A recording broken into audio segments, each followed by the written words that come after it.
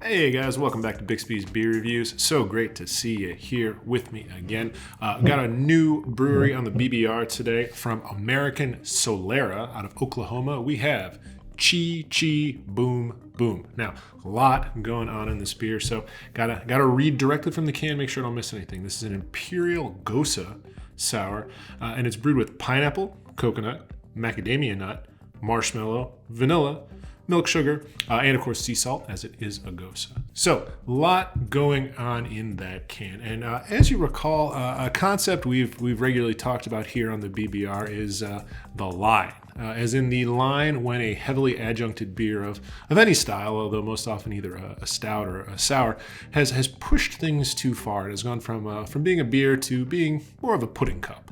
Now, as I always say, where you draw your own personal line is a personal matter. It's not something that I can tell you about. But I'm trying to develop my own sensibilities a little bit more, so I don't end up with a 4-pack of milkshakes that I don't really want to drink.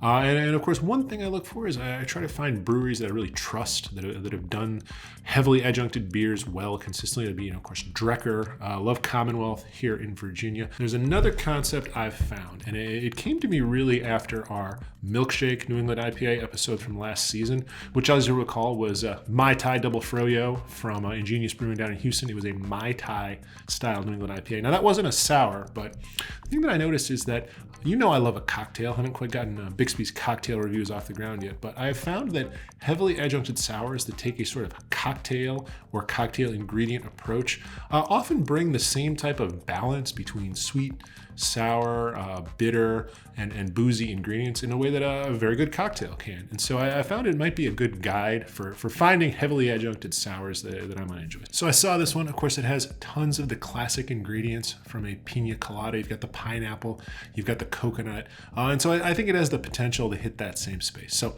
let's crack it open, take a look. So I was going to say, an American Solera is originally out of Tulsa, Oklahoma, which is, of course, also right where Prairie Artisanal Ales is. I don't know what it is in the water or the air down there in Tulsa, but two of the best adjunct-heavy breweries in America in one place. A little suspicious. Anyways, let's go ahead and take a look at Chi Chi Boom Boom here. You can see very unfiltered, very thick, very light.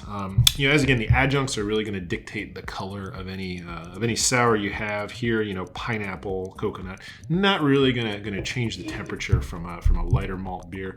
Also, a little bit of a head here. Looks like there's a decent amount of carbonation. That's something that I've noticed I enjoy in more heavily fruited and adjuncted sours, because it gives it a little bit of lightness, tends to cut through some of the thickness. So, good looking beer. Let's go ahead and give it a smell.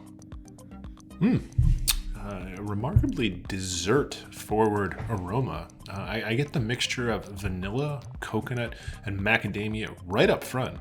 With something that uses a citrus fruit like pineapple, I usually expect to get the heavy citrus acid sour in the aroma, but here already it's much smoother, much creamier, and much richer than I might have expected from just looking at the can. So already very intriguing.